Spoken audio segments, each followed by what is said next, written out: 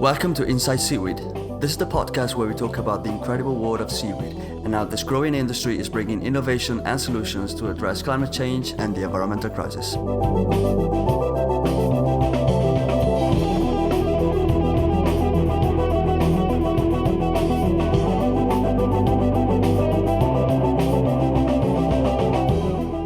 My guest today is a former commercial fisherman who went through a journey of ecological redemption by turning into a regenerative ocean farmer. And he's also the co-founder of a pioneering non-profit called GreenWave. This is a global network of farmers, entrepreneurs, researchers, all focused on building community-based climate solutions out at sea through collaboration and innovation. His name is Bren Smith. His story is truly fascinating and inspiring. I'm not even going to try to summarize it. I wouldn't do it justice. But that's okay, because he's done it brilliantly through his incredible book titled Eat Like a Fish: My Adventures as a Fisherman Turned Restorative Ocean Farmer. What's coming next is my conversation with Bren. I really hope you'll enjoy it. Here it goes. Bren, it is an unbelievable honor to have you here today. Welcome to Inside Seaweed. Yeah, thanks for having me. This is really fun. It's pretty exciting that there's seaweed-specific podcasts and even like looking behind the veil podcasts of seaweed. So it's fun to be here. Seaweed nerds. Yeah. I'd like to start with food. Like, why not? Like all the best conversations start. Kelp fra diavolo. It's a recipe you talk about in your book, Eat Like a Fish, which, by the way, I loved. I would really recommend. What is special for you about this recipe? Yeah. So, I mean, a lot's changed since I wrote the book, and lots changed in the world too, right? And there was a trajectory that I went on, not me, but with, folks we work with partners, with chefs, on how do you make kelp specifically delicious, because it's not, right?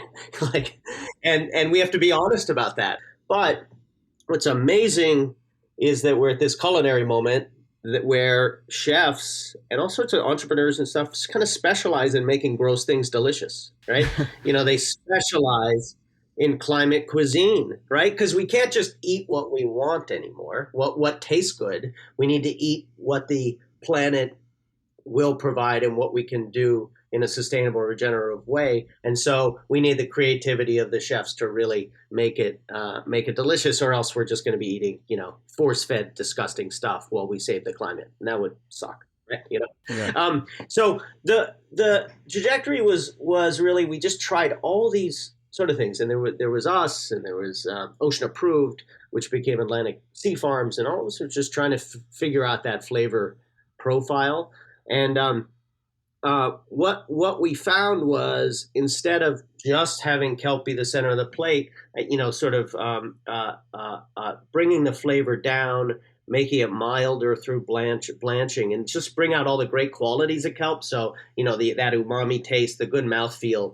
And what we found is not have it be kelp forward, have it be noodle forward. So the fra diavolo, where we had the kelp noodles with tomato sauce, onions, just, pretty simple, garlic, a little bit of anchovies, things like that. And people just wouldn't even think of it as seaweed, right? They just think of it as delicious, find out it was seaweed, and then already be bought in. But the most interesting piece of it was we did, high-end events in New York. We were doing things with Rene Redzepi was out on the farm and cooking with it, and David Chang and all these folks.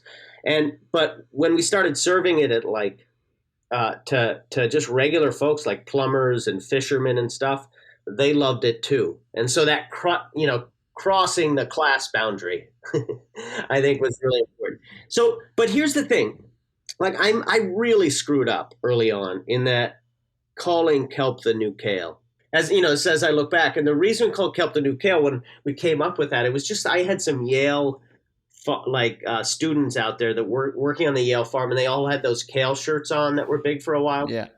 And as a joke, we crossed it out with a marker and wrote kelp, right? Mm-hmm. So kelp is the new kale.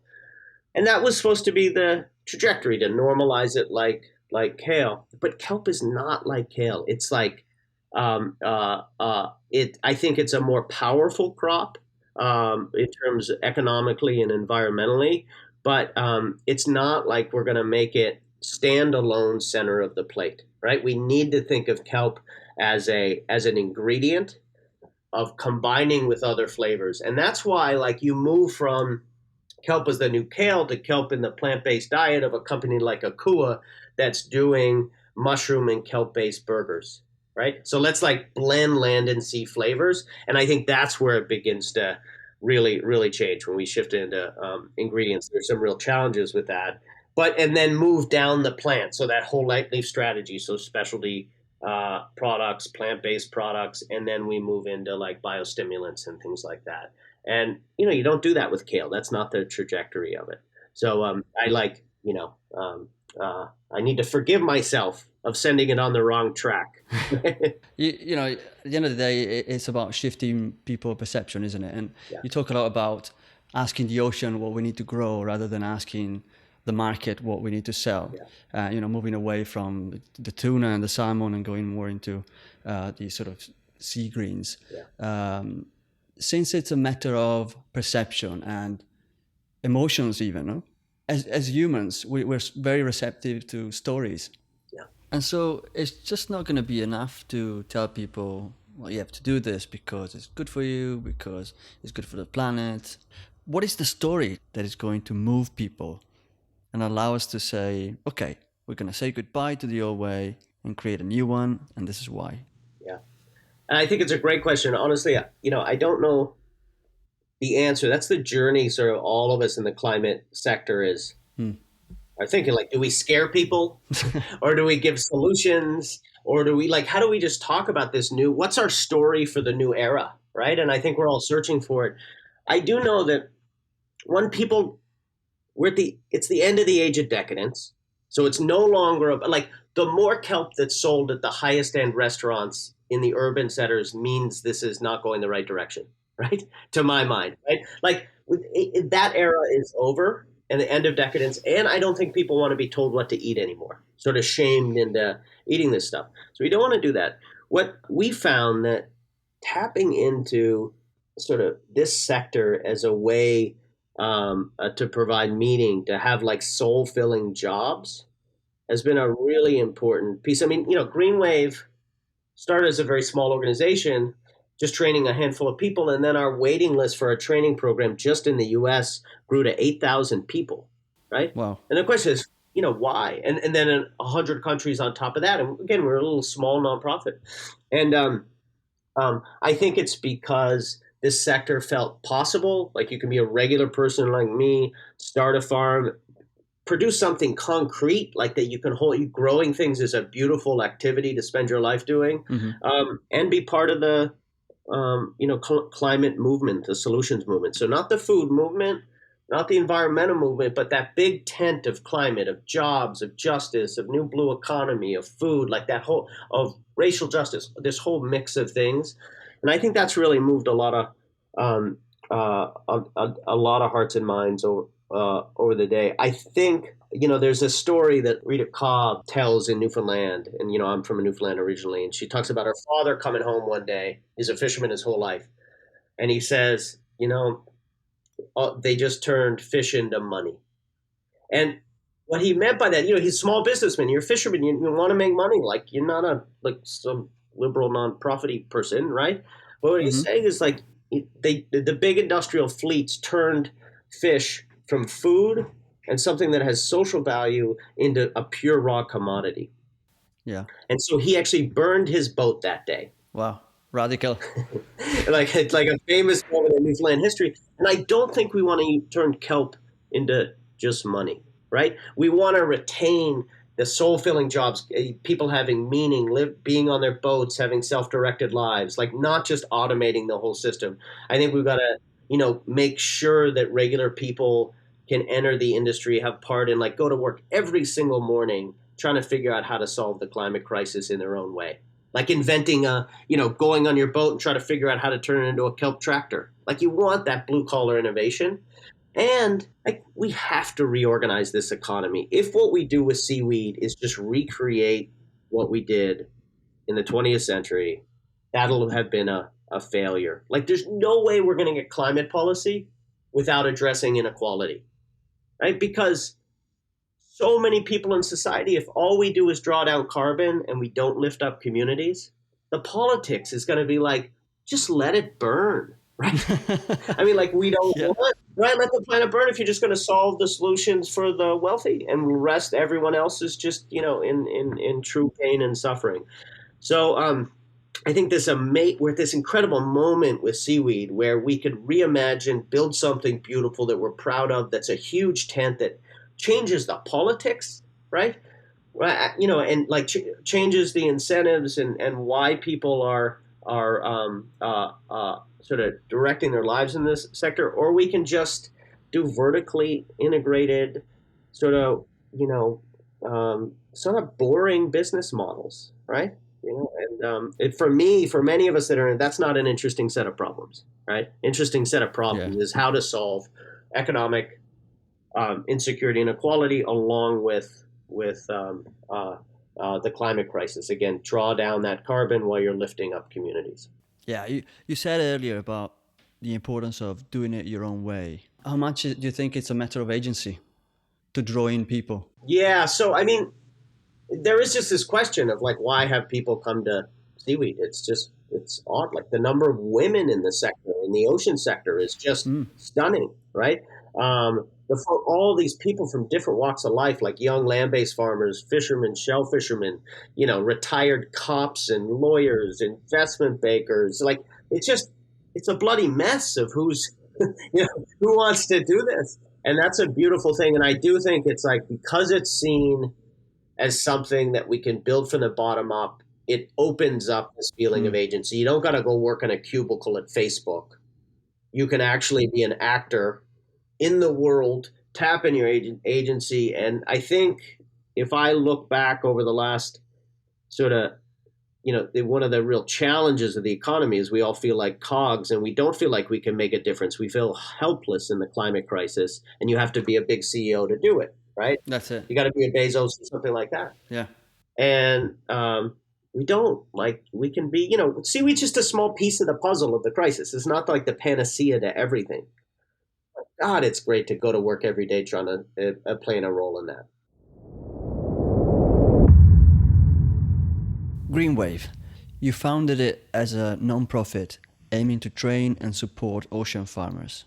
What made you decide to set up GreenWave as a non-profit? And I'm really keen to understand what made you adopt this sort of open source philosophy. So I've been farming the same patch for 20 years out here in Long Island Sound, right? And I started as an oysterman. I think from history, it was like I was a terrible oysterman. Like, I had no idea how to. I was the worst farmer on earth, right? Just killing things, running a death camp. But then over time, years and years, just stuck with it, and so was able to grow it. And I, doing oysters, and then it was the diversification was kind of easy. Like, bringing seaweed in for me was easy because I had a market, because I was right next to New York City, and I had entree into all the high-end restaurants and stuff like that. So like, my model was fine, and like that, like, was doing very well. And I had a choice as sort of seaweed gained in popularity very, very early on, sort of got a lot of traction, was to sort of create a big business. And I just decided for myself, there was sort of two things. One was just personal, like what I wanted on my deathbed. I would love for the 30,000 people that were thrown out of work in Newfoundland when the cod fishery died to have jobs, and jobs on their boats, jobs with meaning, and that sort of jobs they can sing songs about. Like, that'll be a beautiful moment. It's not that I'm a millionaire. It's great for people to make a lot of money. It's just not an interesting problem for me personally to solve, right? So that was like, I said, no, I don't want to go that direction. But what we have to do is replicate. Like, we need a lot more farms. Like, this wasn't about me. This was about getting as much seaweed in the water. And so the idea of GreenWave was that there needed to be early on a non-competitive, like a pre-competitive actor. Yeah. Right. So where there wasn't the financial incentives, to build walls, right? To protect protect IP and keep things secret. That the industry was going to fail if we all weren't sharing. And even if it didn't fail, it was going to replicate and grow very slowly. Going to spend 20 years in like everybody making the same mistakes, right? So the idea was, okay, let's create a nonprofit that was like a safe space where people could share, and so we could have a hive mind. Because I can't, especially on the farmer side, I cannot stress enough how hard it is to grow food underwater. It's like the stupidest place to grow food, right? I mean, you can't control your soil, right? It turns over 1,000 Yeah. times a day. You're at the whims of the ocean. You can't see your crops. I mean, it's like Mars and under the ocean are like the craziest places to grow. But we Yeah. need to, because our food systems are being pushed out to sea, and all the nutrients are in the ocean. There's a soil crisis on land. All those reasons, like we have to. But the only way you're going to deal with that volatility and the difficulty growing the ocean is through like a network, like very strong networks of collaboration and sharing. What I think of as that hive mind. And it's amazing. GreenWave at the recent Sea Agriculture conference, we brought farms from around the country to that conference and did farmer-only meetings, and as well as farmer panels and stuff, and lifted up and allowed farmers to sort of speak for themselves and to meet together. And it's incredible what came out of that. We just created a space. There are farmers now traveling this fall from Maine down to Long Island to help folks set anchors. There are another farmer is tripling the size of their farm and working with another farm on co-packing. There are farmers from Alaska that are interested in going to visit farms in Europe, right? Like that's what you want, right? And that'll allow us to replicate really fast and replicate quickly. Really hoping that when we hit 10,000 farmers, the idea is to move on to other stuff. So that's like the theory behind it. The programming in GreenWave. So what we've been able to do over time is narrow our focus, because early on, when there weren't so many people involved, like we had to have our fingers in everything, and it just meant that a bunch of the stuff we weren't good at, right? You know what I mean? So we've really narrowed our focus, and we've got this a sort of strategy to scale, because we really need to scale the industry. And one is the hub, right? The regenerative ocean farming hub, which I really encourage people to go on and log into and explore. And on there is that a curriculum with like 80 videos, how-tos, and like we're going to be adding new species, things like that. That's that 8,000 people that have just want to explore and think about this. So there's that piece, and then there's a community, and the community's been fascinating, where we have paid farmer mentors on there that answer questions. So these are folks that are experienced farmers. There are 351 topics that have just populated by people. There are 130 active farmers, 180 farmers that have permits, 68 hatcheries on there, and all these people, they're like arguing about anchors, right? That's exactly what we want, right? At the same time, there are 2,500 people that have sort of are on the hub doing the curriculum in the community. We're getting a couple hundred signups every month, and that's just in. That's impressive, yeah. That's amazing. So we built it. We didn't know if anybody would use it, and they're really, really using it, which is amazing. So that's the curriculum and community, and then we have the Seaweed Source. And the Seaweed Source started as sort of a very simple buyers network. We just took one farm and tried to sell all their crops, and then we're able to do that. Then we expanded it to like 5 or 6 farms, and now we've moved the thing online, which is essentially a seaweed exchange almost, right? Where buyers come in, they have to almost like apply to come in, so that we know that they're actually buying seaweed. They're buying the type of seaweed that folks actually grow, and that they're willing to pay a decent price, right? So they've got to apply to come in that. And we got about, I think, 15 or 16 companies as buyers in the Seaweed Source right now. That's great. Like here on the East Coast, that's excellent. And then just about 20 farms And that's throughout New England and New York. And now we've been asked by farmers to expand it to Alaska and elsewhere. So that sort of exchange has been really important. There's like map tools and there's like all sorts of stuff in there. So that's like the hub. And then the other piece is the Kelp Climate Fund. Okay. There's the whole blue carbon question. That's how we got to this final place, the Kelp Climate Fund. The Kelp Climate Fund at its core is really simple, which is you get, as a farmer, it's open to any farmer in the U.S. right now. It's first come, first serve. It's a little over a $300,000 a year fund, right? Where you get paid $1 a foot to plant kelp, straight subsidy, and you're getting that because you're providing environmental and climate benefits. With that, and there are 30 farmers from around the country in that. It started as a beta, just a couple farmers, 30 farmers, $300,000 fund this year. And in return, there's something that is the MyKelp app. It used to enter some data. They collect data once a month so that to track yields and quality and things like that. And, it's private data and anonymous and stuff like that. But it is an incredibly powerful data set of farms all across the country collecting data in exactly the same way. They're all trained in exactly the same way, given the same tools. App goes in. It's a mix of images and actual physical measurements, and that's just it's a pretty amazing thing.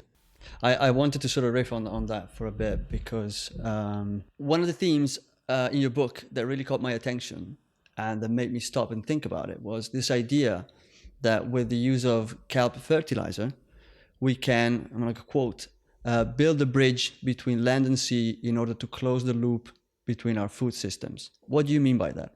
People have been using kelp as a fertilizer for hundreds, if not thousands of years, right? All over the world, all different societies, different.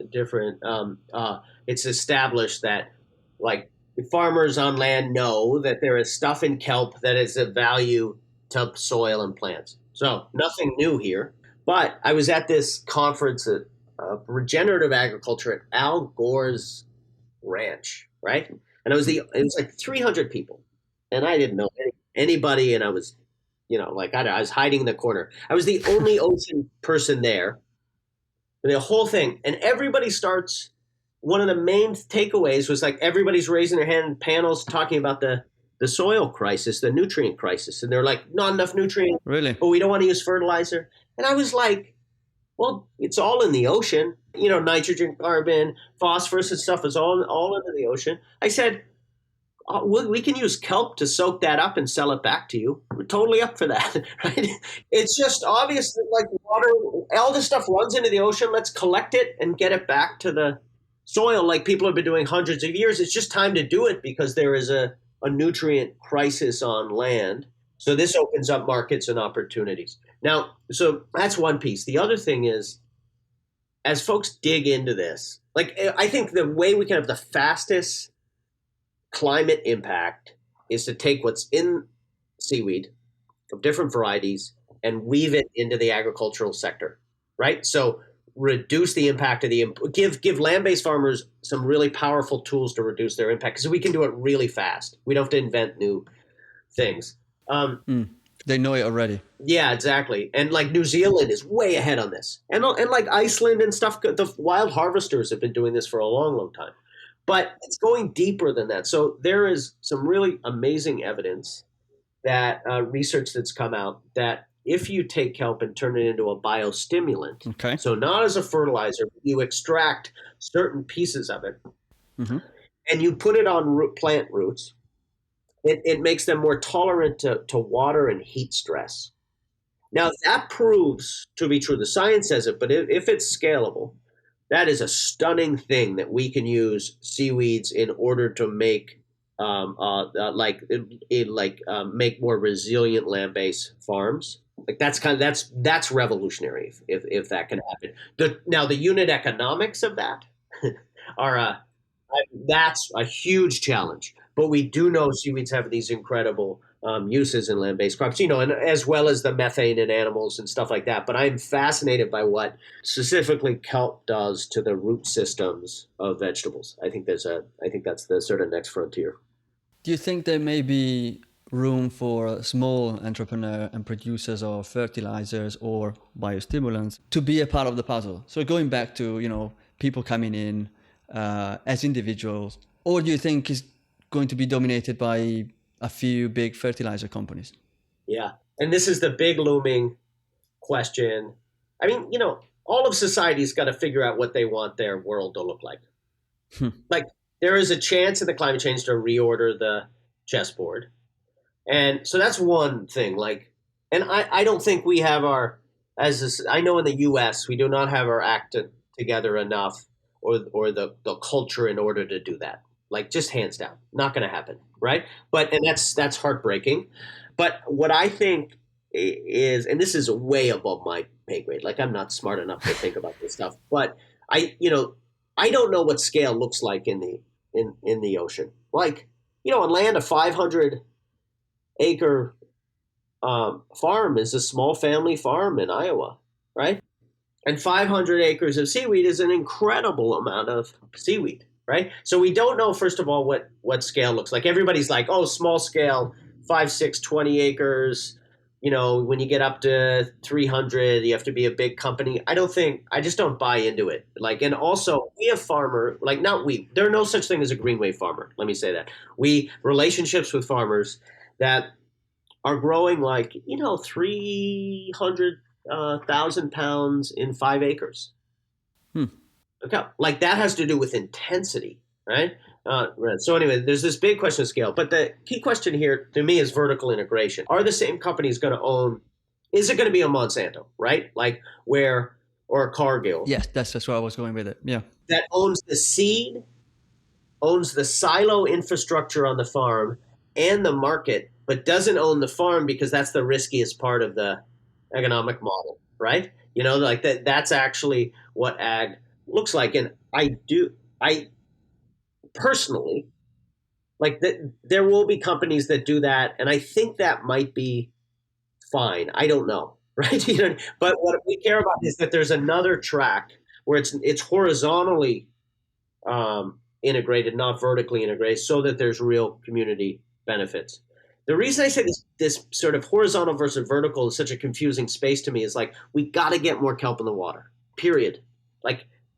We got to feed more people. We need more secondary products out of kelp. We got to capture that carbon, stuff like that. And I don't know the model that's going to do that most effectively. I do really question the assumption that it has to be vertically integrated or that you can get the most volume in vertical integration. So I don't know if I'm explaining this clearly enough, but I have 2 farming sites because one sometimes doesn't do well. Sometimes the other one does. If I were a buyer, I would want to be buying from 50 different sites, from 50 different hatcheries, because it distributes my risk in order to get consistent volume, right? Go back. It is hard to grow food underwater. And so I'm not sure scale gives that vertical integration gives the protection that's needed to a company to be profitable. That's in terms of resilience, because it's going to be a hellish 50 years. Oh yeah, right. You're going to and I mean our climate resilience strategy is non-complexity. The reason we're not designing more and more complex farms is the way you're going to get through the next 50 years is just use ropes and buoys and anchors so that when it gets wiped out, you can rebuild in 3 weeks, right? That's a business model. I think that actually is. So anyway, I really question people's assumptions about scale. But that said, right now, the price of kelp ranges from $1.50 a pound down to 6 cents a pound. Okay? And the farmers, what's interesting to look at the industry, there's all this energy on policy, science, and entrepreneur sort of secondary process value development. There is very little energy or money in the farming side because investors are saying there's no money in farming. But there's no money in farming, there's no supply. Right? Yeah. But I'm being told again and again, like, yeah, we don't want to do farming because there's no money to be had in that. So for us at GreenWave, what we're working on is, okay, let's not think of the farm as just the farm growing the kelp itself, but the farm should own the nursery, which is like a shipping container that can produce 12 miles of seed in 20 feet, a 20-foot container. So you own that, you own the farm, and you own this. You own first stage processing, so stabilization. So you're creating like almost like a kelp slurry or a stabilized product that you can sell over 8 months to the buyers that are doing the plastics and the burgers and all and the fertilizers and stuff like that. In order to get the right price, farmers have to have that chunk. Now, no one knows how to stabilize kelp at at an affordable price that allows farmers to make enough money to keep farming. That does not exist. Like no matter what anybody says, because they know how to do it, some of the different companies, but they don't know how to do it to make the unit economics right. So that's not doing it. That's bench scale. That's like you know what I mean? Like Yeah, yeah, it's yeah. not whether you create bioplastic or you can create a pig feed or something like that. It's can you make the system, the economics work of the system? That's the question. And no one's done it. I wanted to ask about tobacco barns in that sense, Yeah, if you're happy to. absolutely. Because, we hear a lot about this primary processing piece and how it's a huge challenge and that we need to stabilize seaweed very quickly and needs to be in an energy efficient way because otherwise what's the point? And like you said, then the economics behind it don't work. And I heard you talk about tobacco barns. And so I want to ask you, first of all, how have you come across tobacco barns and have they provided an answer to this issue, at least in your experience? Yeah. Um, let me like start by saying, God, I've made a lot of mistakes in my life. Right? And we all. But the only thing I've done is freaking stuck with it. Right? You know, like Yeah, yeah. I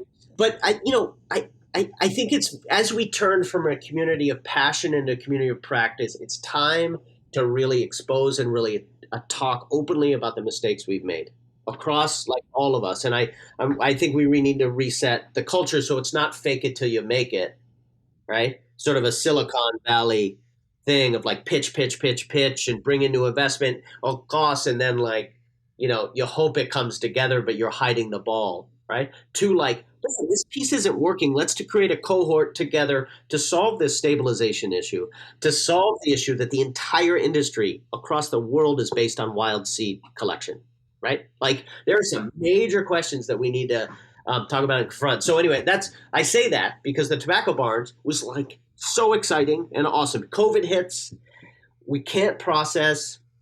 Sam Garwin on our team starts trying to figure this out. Like, what are we going to do? Turns out Connecticut, of all places, there was a tobacco industry here. He finds a tobacco family that's been around since the 1600s drying tobacco, right?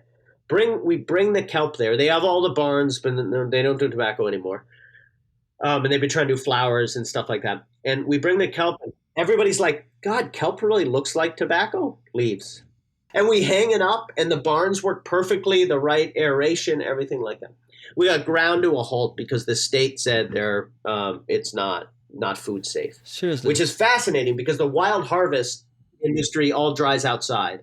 So as farmers, we're not allowed, those of us to grow it, not allowed to dry outside, which is the sun is a very cheap way to dry kelp, but it shows how behind the curve a lot of the policy is to where it needs to be. So we stop that completely, which is too bad because there's a lot of tobacco barns. Now, I think like through that journey and through that not working has come out, I think, some really great things. I mean, like there's for stabilization, that first stage processing, there is fermentation, right?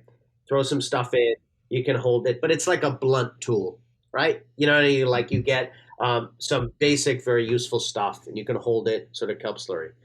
Is that okay for fertilizers? Yeah, like feed especially and fertilizer, but not biostimulant. Okay. Not biostimulant. Okay.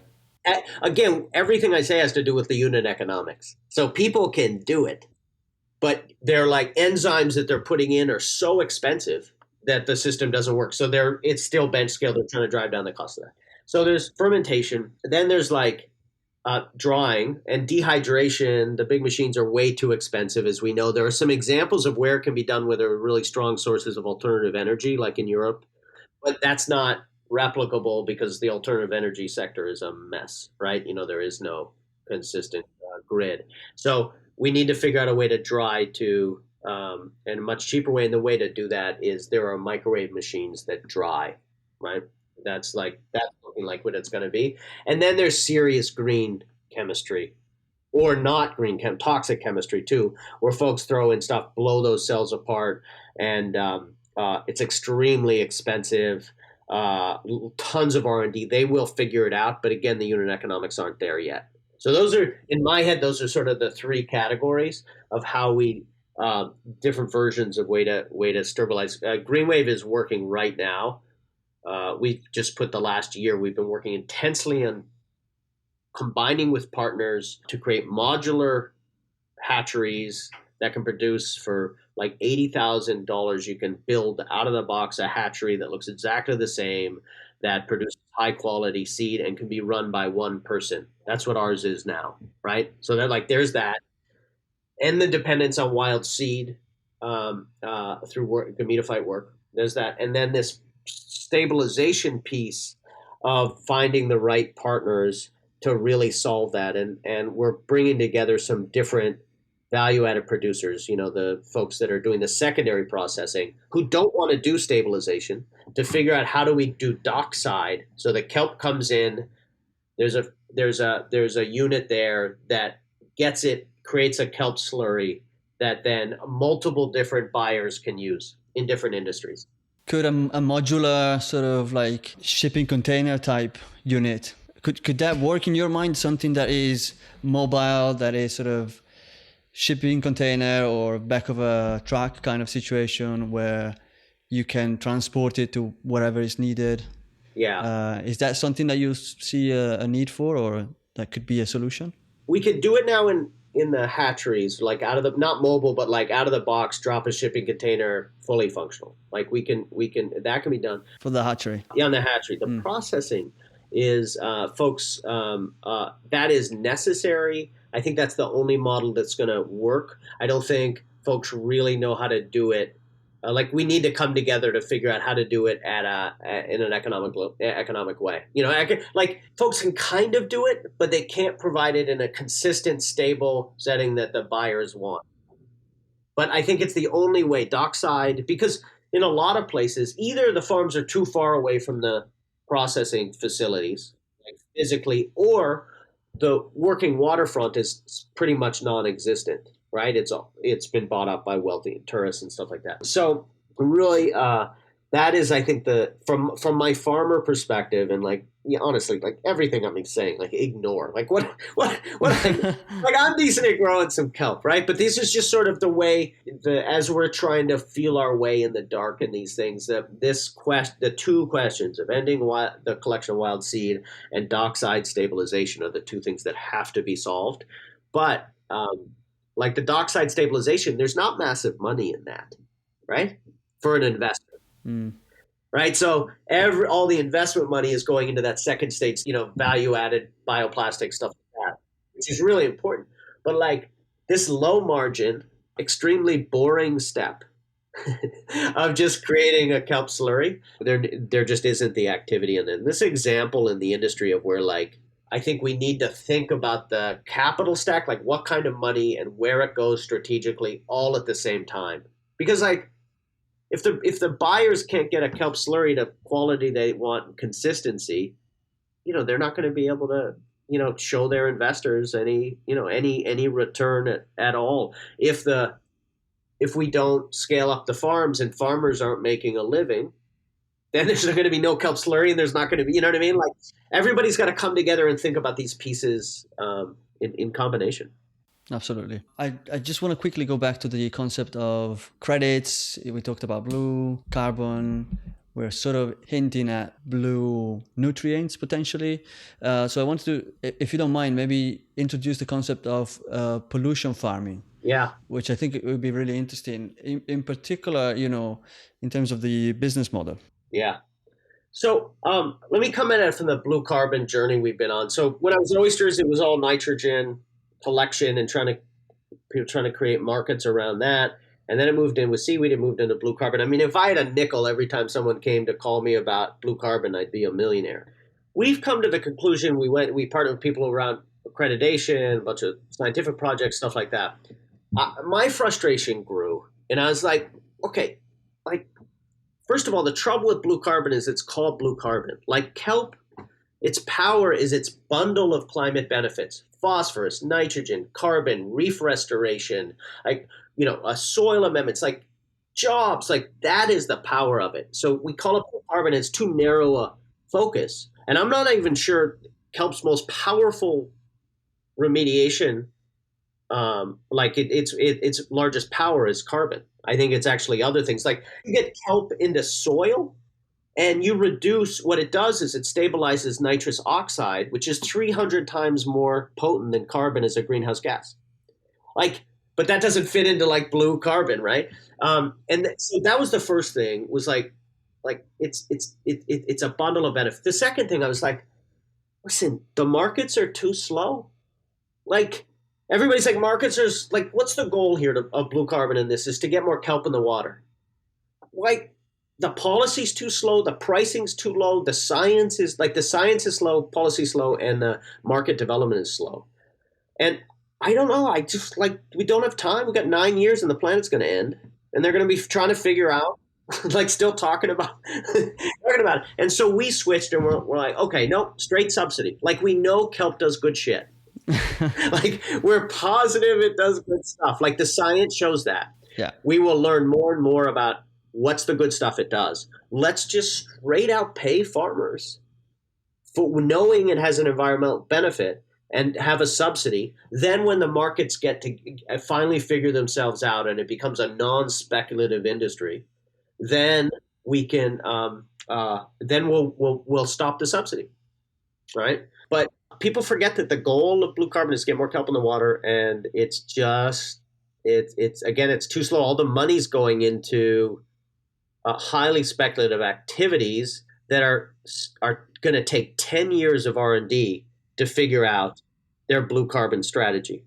And but instead we got 30 farms planting more kelp and scaling in 1 year just by like $1 a foot.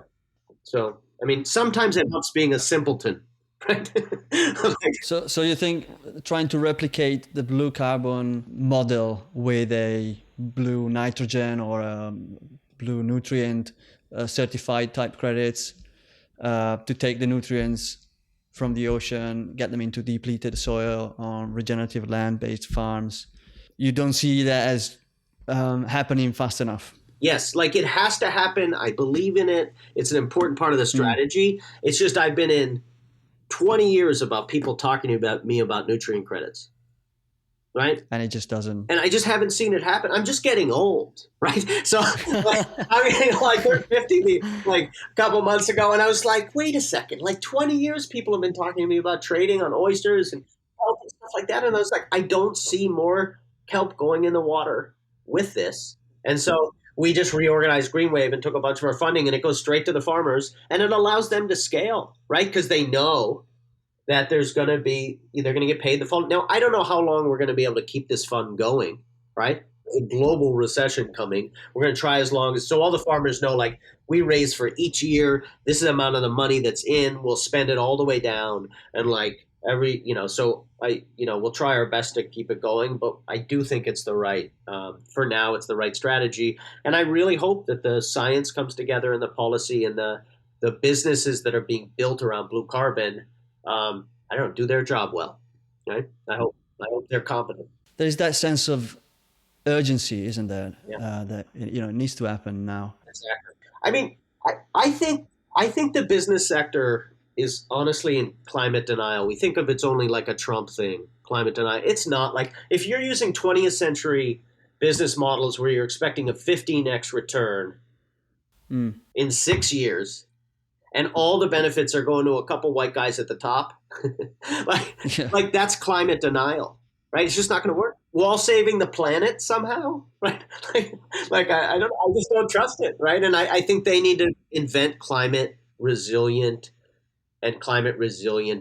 business models out of the business schools and get over this sort of hangover of like a successful business has to look like this kind of return, this kind of investment. I mean, the capital stack is a mess. Like farmers don't need investment; they need loans, right? And they need loans that are forgivable loans or low interest or get paid back when the farmer starts making money or but everybody wants to it's a straight equity model.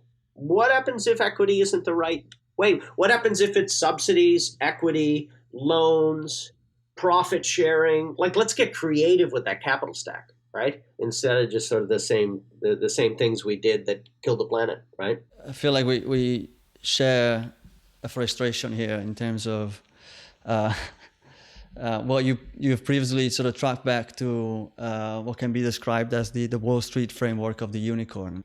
Could you explain that and what it means for you and how you've come across it, when you come across it? Absolutely. I mean, I do think there's a pitch culture that like okay, 5 minute pitch, stand out, and that gets the money, right? And honestly, like I'm pretty good at that. Right? Like I can shrink things down, make a couple points. It's like, but what that means is like the boring stuff gets forgotten, and the system doesn't work with like boring stuff like food logistics, like stabilization. And this isn't me. Like I'm not whining or complaining. Like there's so much money in the seaweed sector now. Like it's not even like, oh, I wish we were getting more. It's not like that. It's like I just want the sector to dig into the real problems that are being faced and have clear-eyed in order to all get where we need to go. But this pitch culture of Silicon Valley, of fake it till you make it, like because you do an investment round by telling like the strongest story that you're going to revolutionize the world, and then you burn through that money, and then you go through another investment round where you tell an even bigger story, right? Without talking about the struggles you're having and what happened when you burn through that first set of cash, right? So your story has to get more ambitious and bigger and show bigger growth and global and things like that. And like, we gotta just like, I don't think that's a healthy thing. Like, we need to go to investors and be like, these pieces aren't working. And we're learning this. And if you want to solve climate change, like let's dig into these things that are capital intensive, low margin, and boring. What do you see as those pieces? I mean, we mentioned primary processing. Primary processing, I think, really ending the dependence on wild seed.